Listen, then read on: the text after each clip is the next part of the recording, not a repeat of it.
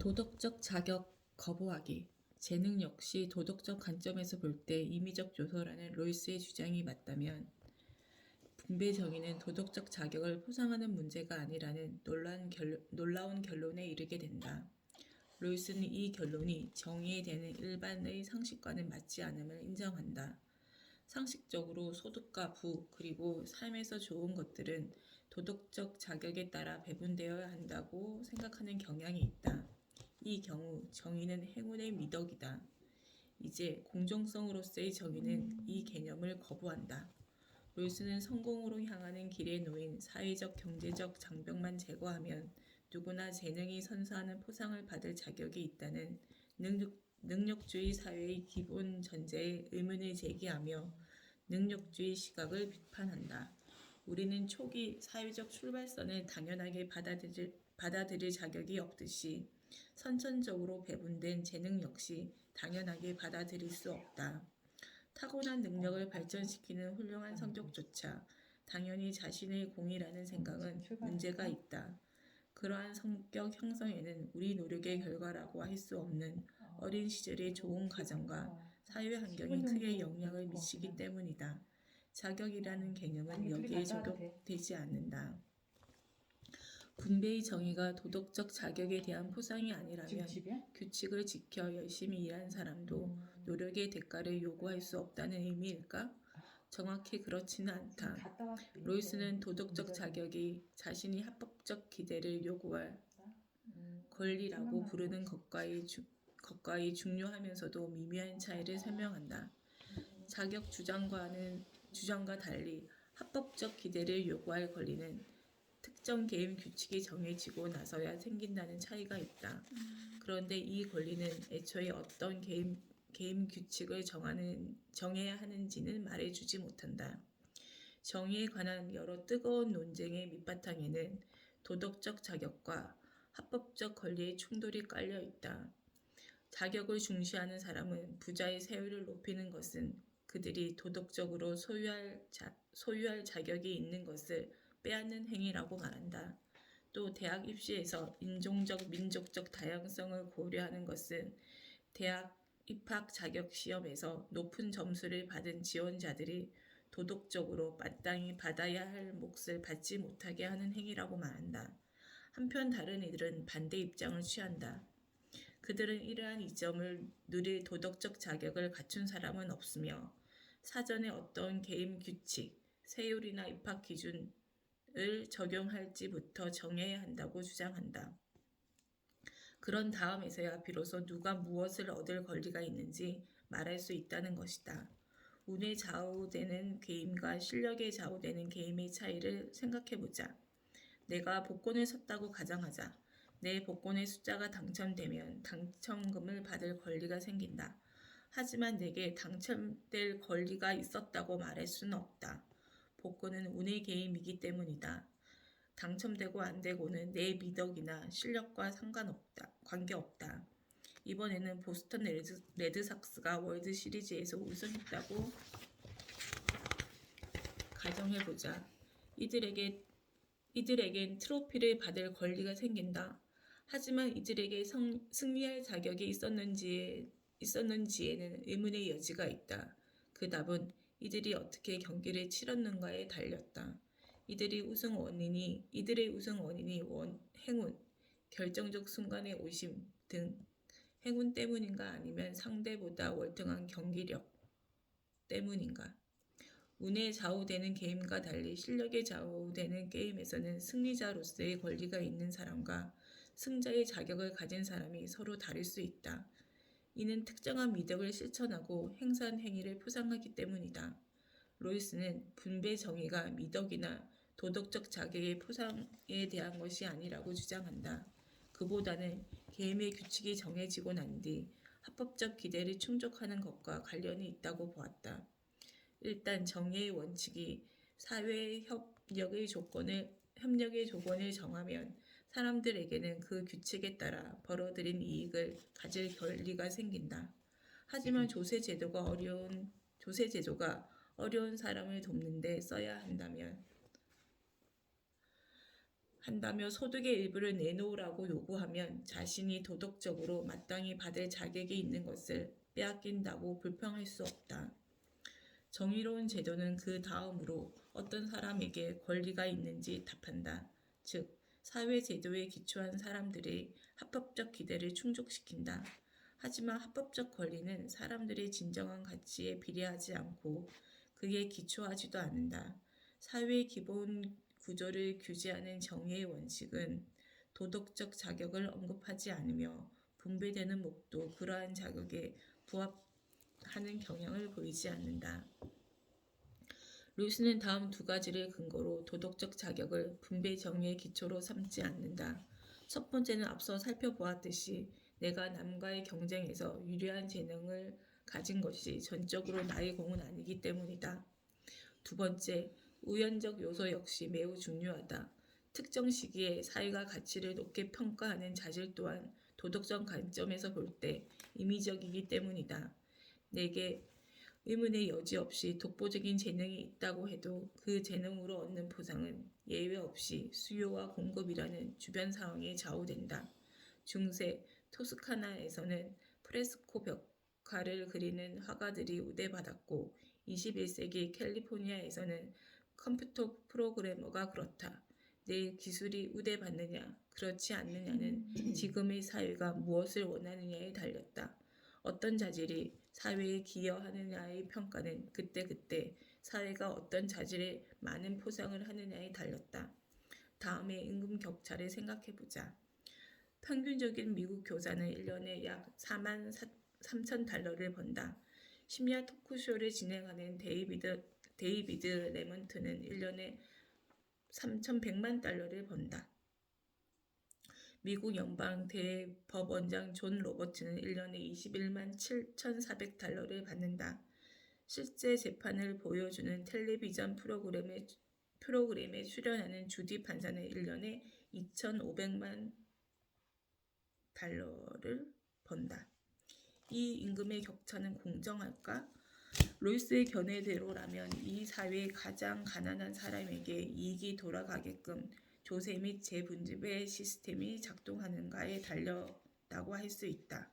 만약 그렇다면 레터먼과 주디 판사는 그들이 올린 소득을 가질 권리가 있다. 하지만 주디 판사가 로버츠 대법원장보다 100배 이상 그리고 레터먼이 교사들보다 700배나 많은 돈을 벌 자격이 있다고 말하기는 어렵다. 그들이 TV 스타에게 막대한 돈을 주는 사회에 살게 된 것이 행운인지 그들에게 그럴 자격이 있는 것은 아니다. 성공한 사람은 자신의 성공에서 이런 우연이 차지하는 부분을 흔히 간과한다. 많은 이들이 동시대 사회가 높이 평가하게 된 자질을 어느 정도는 타고난다.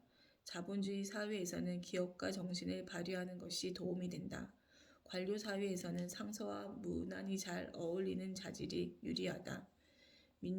대중민주주의 사회에서는 TV 화면을 잘 받는 것이 유리하고 짧고 별 내용 없는 우스개를 잘 지어내는 자질이 도움이 된다. 걸핏하면 소송하는 사이에서는 법학 전문대학원에 다니거나 법학 전문대학원의 입학시험에서 높은 점수를 받을 수 있는 논리적이고 이성적인 능력이 도움이 된다. 사회가 그런 자질의 가치를 높이 평가하는 것은 우리의 노력과 관계가 없다.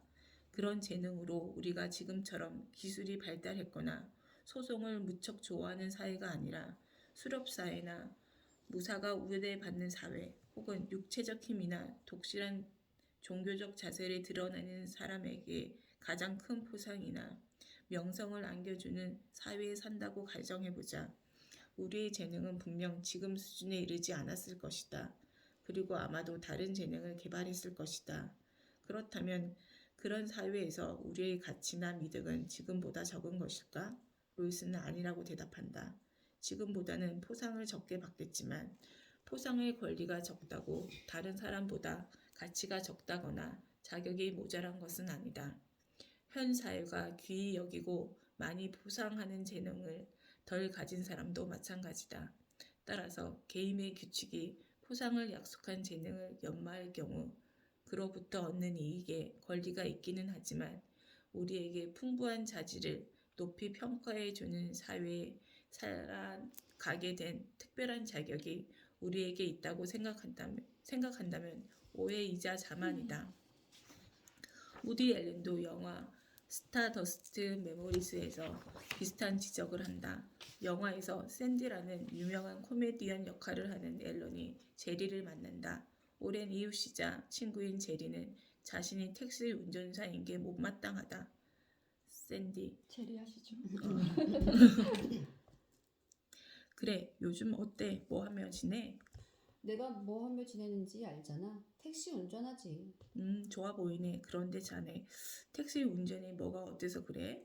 좋지. 하지만 자네에 비하면 난 글쎄 뭐라고 말해야 할까? 난 그저 어렸을 때 동네에 웃긴 소리 잘하는 사람과 함께 살았던 덕분이라고. 안 그래? 그렇지. 그러니까 말이야. 우리는 지금 웃긴 이야기에 가치를 두는 세상에 사는 거야. 알잖아. 이렇게 생각해봐. 목을 내가 아파치족 인디언으로 태어났더라면 그 사람들에게 코미디언 따위는 필요 없었을 거야. 그렇지? 그럼 난 직업도 없겠지? 그래서 이봐. 그딴 말로 내 기분이 좋아질 리는 없어. 택시 운전사는 코미디언 친구가 명성과 부의 임의성을 지적해도 마음이 편해지지 않는다. 자신의 미미한 수입을 운이 나쁜 탓으로 본다고 해도 불편한 기분은 나아지지 않는다. 같은 이유로 능력주의 사회에서 살아가는 사람 대부분이 세속적 성공은 그런 자격이 있는 사람에게 돌아간다고 생각하는지도 모른다. 그런 생각에서 벗어나기란 어렵다. 지금부터는 분배의 정의가 도덕적 자격으로부터 완전히 분리될 수 있는지 알아보자. 인생은 불공정한가? 1980년 로널드 레이건이 대통령에 출마할 무렵 경제학자 밀턴 프리드먼은 아내 로저와 함께 베스트셀러 선택의 자유를 출간했다. 자유시장 경제를 노골적으로 당당하게 외친 이 책은 레이건 정부의 교과서이자 창가가 되었다. 프리드먼은 평등주의자들의 반대에 맞서 자유방위 원칙을 옹호하면서 놀라운 양보를 했다. 그는 부유한 가정에서 자라 좋은 학교를 다니는 학생은 그보다 못한 환경에서 자란 학생보다 불공정한 혜택을 누린다는 사실을 인정했다. 그리고 아무런 노력 없이 재능과 소질을 물려받은 사람들이 다른 사람보다 불공평한 혜택을 누린다는 사실도 인정했다. 하지만 롤스와 달리 프리드먼은 우리가 그런 불공정을 수정하려 해서는 안 된다고 주장했다. 대신 그 불공정과 더불어 사는 법을 터득하고 그로 인해 생겨나는 이익을 즐겨야 한다고 말했다.